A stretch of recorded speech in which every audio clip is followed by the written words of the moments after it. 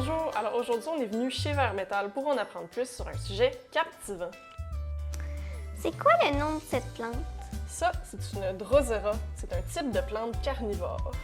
Ça veut dire quoi, carnivore? Une plante carnivore, c'est une plante qui va tirer ses nutriments des insectes qu'elle mange au lieu du sol. Apprenons-en plus à leur sujet.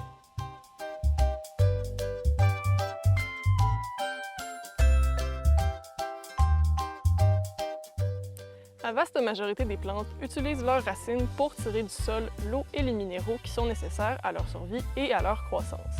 Sans ceux-ci, les plantes dépérissent. Or, certains milieux sont très pauvres en nutriments. Pour pallier ce manque, certaines plantes ont trouvé une autre source de nutriments, les insectes qui se posent sur leurs feuilles.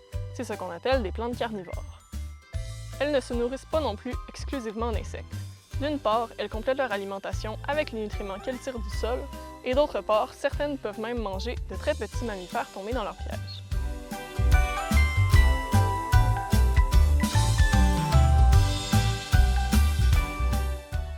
La manière de se nourrir des plantes carnivores se divise en 4 grandes catégories. La première inclut les Utricularia et les Dionnées, et ce sont les plantes qui attrapent les insectes par le mouvement.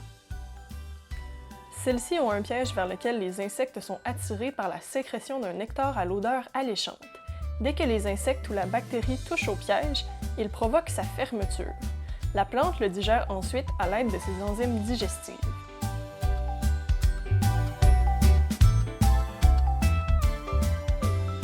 La deuxième catégorie comprend les plantes de type puits qui noient leurs victimes.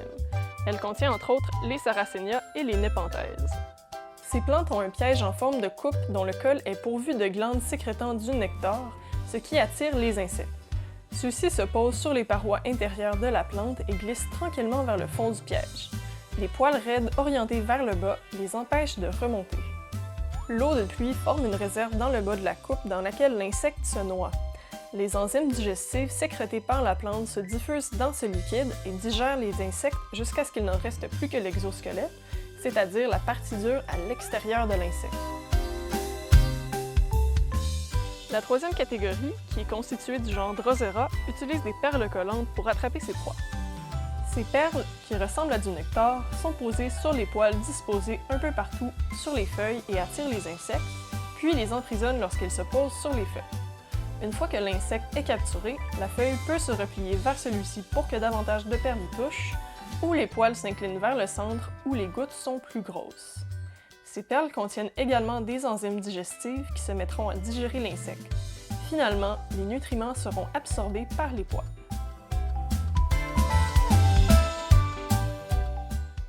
La quatrième catégorie contient les grassettes, qui ont un piège similaire à ceux de la catégorie Drosera, mais qui ne comprennent pas de perles collantes.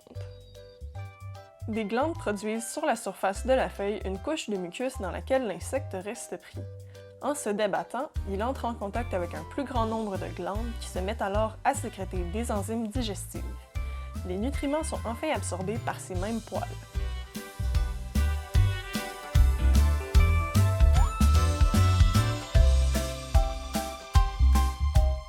Les plantes carnivores poussent dans des milieux où le sol est pauvre en nutriments.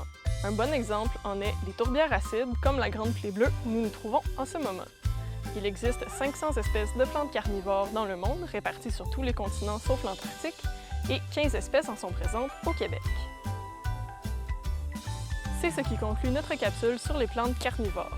Faites bien attention la prochaine fois que vous vous promenez en nature, vous pourrez peut-être en observer. Suivez-nous sur les réseaux sociaux pour être certain de ne rien manquer de nos prochaines vidéos.